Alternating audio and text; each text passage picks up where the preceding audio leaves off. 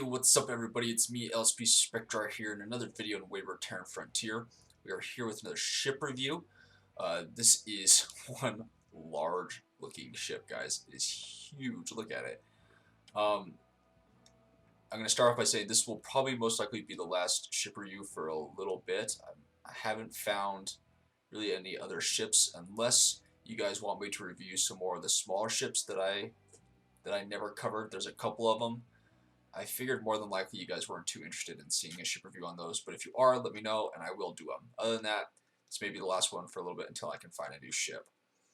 But let's get into it. The ship, I've decided to call it the Taser, and I'm going to tell you why. So, these two little prong spikes look like the two little spikes you would see on a taser, and then these two little bars reminded me of like electricity, so it kind of looks like a little taser. And it's got beams, and so it's got the electricity factor, and I think it fits. Let me know what you guys think, but I think it's a good name. Anyways, just driving the ship around, it is a lot more maneuverable than that last ship we reviewed, which is surprising because it's actually quite bigger. I felt like I was able to maneuver around a lot easier in the ship. I mean, it's still, granted, a big ship, so it's not as easy as a little ship.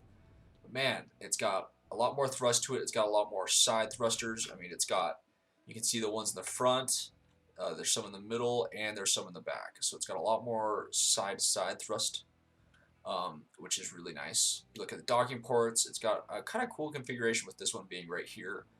I hadn't seen that yet. Not that I'd seen a lot of ships with a whole openings in the middle, you know, where a docking port could be in the middle of the ship. So it's kind of unique that way, which is cool.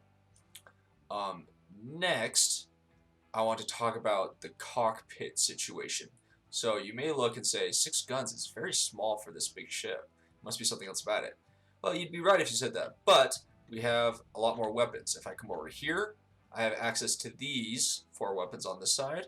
If I come over to here, I've got access to these weapons on this side. And if I come up to this one, I have access to the beam weapons. Now, there is a cockpit missing in the sense that I have missiles in the front, which you'll see in a little bit, that I cannot access. So we've got the navigation button, 2, 3, 4. And missiles is for some reason put on 1. I don't know why. You would think it might be down here on this one, but it's not. It's another navigation one. So that gives you an option of being up here, where you're a little bit closer to getting hit, potentially. Still not very easy. Or you can come down to here if areas of this become compromised by damage, which is very useful in my opinion.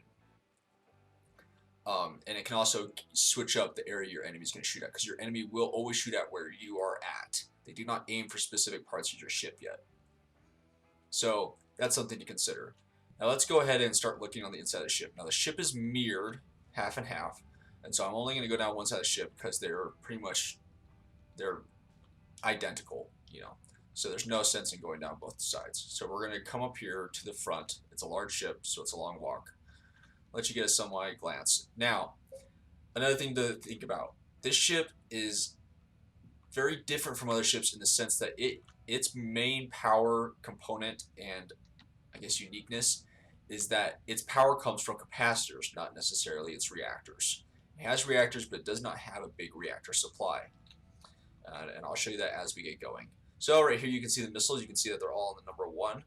Now all of this can be changed where you put every single one of these on the dot, on the navigation dot, essentially. So you need to put on the missiles, all the turrets, and I'll show you how to get the beams on one as well. But I'll tell you the drawback of that after we go over the ship.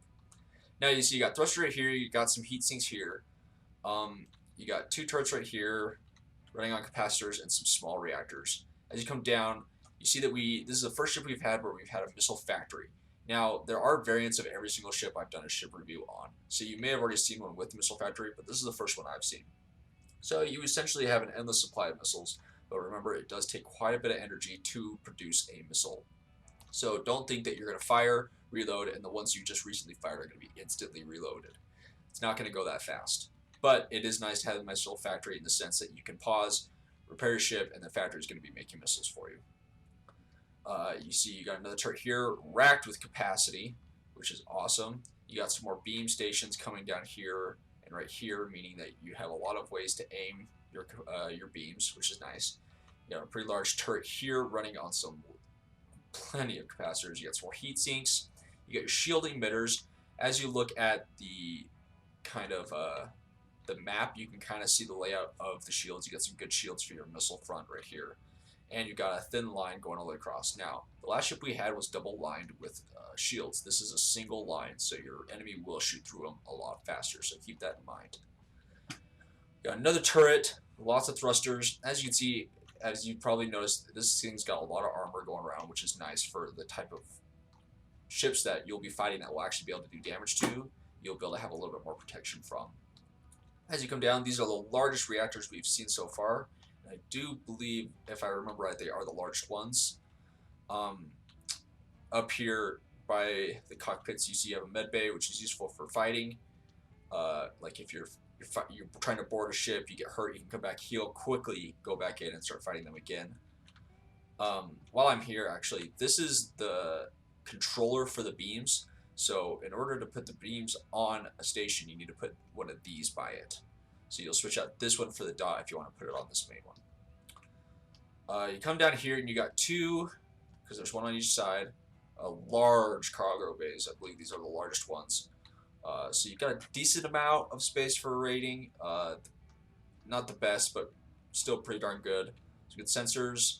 And you can't see all the way down here, but in this corner, and I'll show you on the minimap right here, there are more heat sinks for the engines down here. But the engines seem to have pretty much their own supply of energy via these reactors, which is nice. You've got plenty of thrust going across here, which is also extremely nice, which is why it feels more maneuverable. Now I'm going to come to a part of the ship that kind of annoys me. I don't understand the purpose of this little area, and it kind of irritates me that it's here and is useless. It doesn't give me any advantage for repairing at all. I can repair everything I need to from these sides. I do not need this dumb wasted area of walkway. I feel like there could be some really useful capacitors, shield generator, another reactor or something right here, or replace these two with a big large one. I don't know.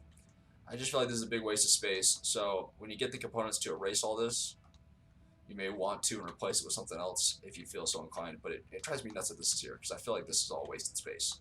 I understand that they're trying to create a direct route all the way down to the engines if you need it, but man, I feel like it's wasted.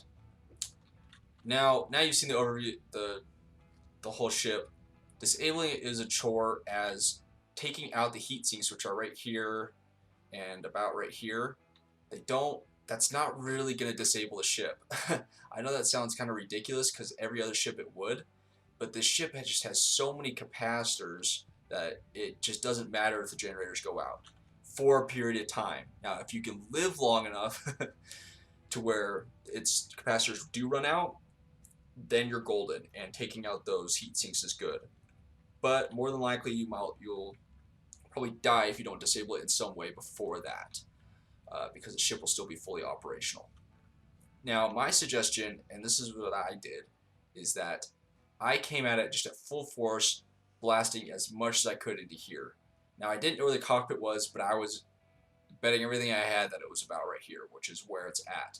Now, if you come in through the side and you just shoot as hard as you can right here, if we look in here, you have a chance of blowing this up, which is going to cause some major problems. As you get going, you're going to hit capacitors, causing fires. You're going to possibly take out their beam relay. I forgot what it's called all of a sudden, but the beam controller, that's what it is, beam controller. And you'll eventually hit the cockpits, making it so the ship cannot drive. In my opinion, that is your best bet. Now, most of these ships are escorted by like a handful of small ships. You probably want to take those out first. If you're lucky enough to find this ship in an asteroid field, I'd hide behind one while you take out the small ships and then come at it. Another suggestion I have is go in at travel drive and try to stop like right next to him. Don't stop all the way out here because he's going to hit you with his beams. The beams go quite a ways. He's going to hit you with that before you get close enough to really be able to center in. And if you can get to him close, it means you have a better chance of penetrating through before he rotates around. because the enemy will always rotate around to kind of face you or try to drive or move towards you. And so that's something to think about, which can be annoying. Other than that, guys, I feel like this ship is really solid. The only time I ever saw a drawback to the fact that this thing runs on capacitors more than reactors is when I fought a ship, this exact ship. So I essentially fought myself. That was the only time where it became an issue. So, other than that, it was just fine. I was taking out ships left and right with no problem. Another thing I want to address is when you change the command the little command points to all to one cockpit, I had a problem to where when you're in here, if you press R, you will change which weapons you use. So you can only use either all your turrets or your beams. You cannot use both at the same time. And I found that for some reason, and I'm pretty sure this is a glitch rather than an actual feature, it did not want to switch from beams to weapons. It would literally take about 5 minutes after switching to beams for it to allow me to switch back to turrets. Now that's a big problem. So what I suggest is that you put your turrets and your rockets on your main cockpit, probably on this one actually, put your beams and rockets on this one, get an NPC, have him control this, and then put everything else on this cockpit and you run it yourself. Mainly because the NPC is going to be accurate, so he's going to be accurate with the beams, which is going to be nice. But that means you're firing all weapons at all times. Which, when fighting a ship of the same caliber, try to get all of its, blueprints and loot and all that stuff, which I have a feeling it's going to contain some good loot, these big ships. You'll be able to kill it faster and more effectively. So that's something to think about. The nice thing, as you see when I fire, I have a lot of variety of weapons I can choose from. So you can either do a mixture like I have, or you can go for all big damage doing, all fast shooting, just whatever your style is. I kind of like these cluster bombs, I think is what they're called. They're kind of fun, really cool aesthetic. But it gives some good versatility. But that's what I suggest rather than putting them all on one, because you hopefully don't run into the same problem I did, but I ran into the problem where I could not switch between weapons. So I kind of want to show you the maneuverability as I head towards an enemy ship. I hit T. It doesn't take a long time to go into travel drive, but it does take significantly longer than a medium-sized ship, which is understandable because it is a large ship, but still fast enough to where I don't feel I'm super impatient. Now when it's in travel drive, it doesn't turn quick, but it does turn a lot quicker than that previous ship. Which again, I feel like is so nice, the maneuverability. It's just super convenient. So I want to kind of show you what it looks like in combat. Not that this is going to be much of a fight right here. I'm going to let him just kind of shoot me for a second. Come on, buddy, start shooting. There we go. You can see its shield's going really good right there. Now he's shooting the inside of my ship. But let's give him a little wake-up surprise. Hit him with some of this. He's going to hurt. We can fire... can't fire missiles because it's not a sign. But if we come into here... let's rotate. I may not be able to hit him from where I'm at for some reason. Come into here. Come here. There we go. Beams. Meow. Now, it will burst shoot based on your energy for the beam.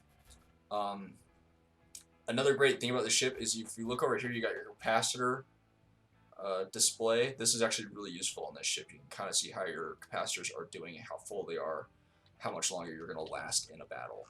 But other than that, guys, that's kind of my ship review. I hope you guys enjoyed it. I hope you found it useful. I think it goes to say that if you can find this ship, go for it. Just remember that if you do die while fighting it, it's most likely going to be in the same exact spot. So what I would do is before you engage it, look at your map, see where you are, and try to go to that exact same place. Because more often than not, it's going to be in the exact same place, and you can take a couple runs at that. I decided to test that with a smaller ship to where I came in, took out his engine so he couldn't move. It killed me. I came in, tried to took out all of his little mini ships. He killed me, and then I came in and just blasted through, and then I was able to dock real quick before I died. You may consider that cheating, but it is a viable strategy if you do not yet have a large ship that can take this on. to kind of skip that step to where you get the ship, which can be a fun way to play. And I feel like eventually they'll get to the point to where the enemy AI will repair their ships faster, so doing that will not be as viable and things like that. Other than that, guys, I hope you enjoyed this video, and I will see you guys next time. See ya!